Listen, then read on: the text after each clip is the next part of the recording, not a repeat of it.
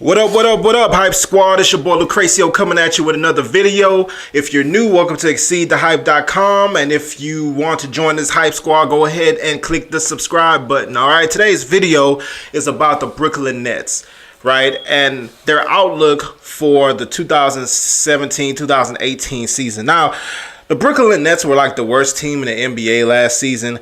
And unfortunately, the outlook doesn't seem to be a whole lot better this year, in my opinion.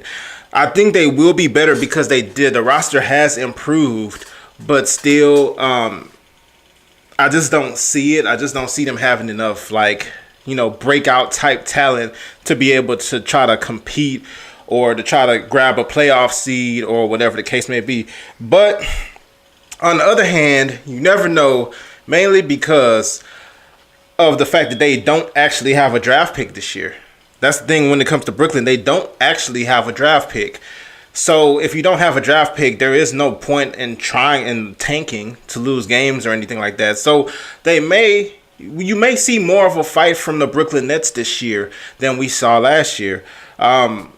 But the problem is, like I said before, they just don't have talent. Let's run through this roster real quick. You got Quincy Acy, an offensive rebounder. He's basically a specialist. He won't necessarily give you a whole lot more than the offensive rebounding. He's not a good shooter. He's not a good free throw shooter.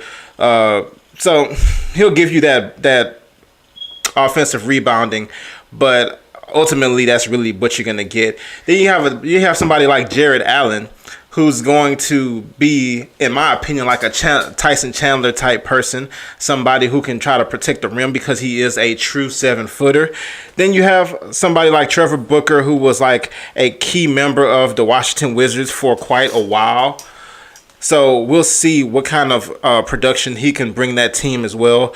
You have DeMarre Carroll, their offseason acquisition. They did a trade for him with the Toronto Raptors, and they were able to come out, with a perimeter defender, a pretty good perimeter defender at that. So you always have that working for you. Now, DeMarre Carroll is a player who was very, very good with the Atlanta Hawks. He was a very, very good player with the Atlanta Hawks or whatever when it comes to, having that perimeter defender with the availability to switch out on multiple players, basically. So you had that in your bag. You have a player like Allen Crabbe, who they were after for years, basically. Allen Crabbe was like their guy. They tried to sign him during restricted free agency last year. They couldn't get it. The Blazers ended up matching the deal. Then they went ahead and did a trade with the Blazers to get him again. So anytime a coaching staff believes in a player like that, it's always a positive thing. It means they see something that the rest of us may not see.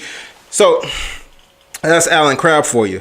Then you have players like Joe Harris, who kind of bounced around, was drafted by the Cavaliers. You have Hollis Jefferson, who is a very interesting player. He's somebody who is very, very active off the ball. Not off the ball. He's very, very active.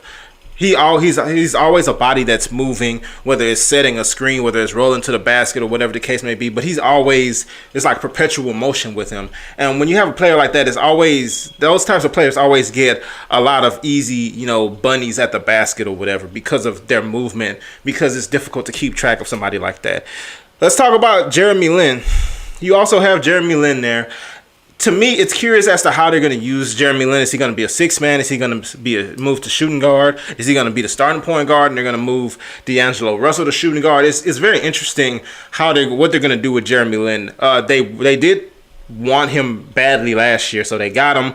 He played for them. He was their starter last year, and then this year they brought in another point guard. So we'll see what happens to Jeremy Lin. But I wouldn't worry too much about Jeremy Lin. He's the type of player who just knows how to play basketball. He'll find his right spot eventually. So you have Timothy Mozgov, a center with championship type of experience. He's advanced deep in the playoffs multiple times. You have D'Angelo Russell, the ex-Laker, who's starting over afresh with this new team, with this Brooklyn team. And I'm very curious to see how this is going to go. I think this will ultimately be a positive situation because this is his chance to be a star, to be the main guy on the team.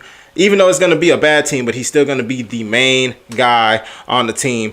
You have a player like Isaiah Whitehead, who I think has some talent. He's a player who can shoot a little bit outside, but is very athletic and can find his way to the basket at some times. So once again, they have some players, they're better than they were last year, but I just don't see them having like franchise player like talent. And if you don't have franchise player like talent in this league, I just don't think you could really survive. But ultimately, we'll see what happens with the Brooklyn Nets, and hopefully they'll be a little bit better than they were last year. All right, so that's the breakdown for the Brooklyn Nets. If you agree, if you disagree, leave it all below. If you've enjoyed this content, go ahead and give it a like. And if you want to join the Hype Squad, go ahead and click subscribe. All right, see you next time.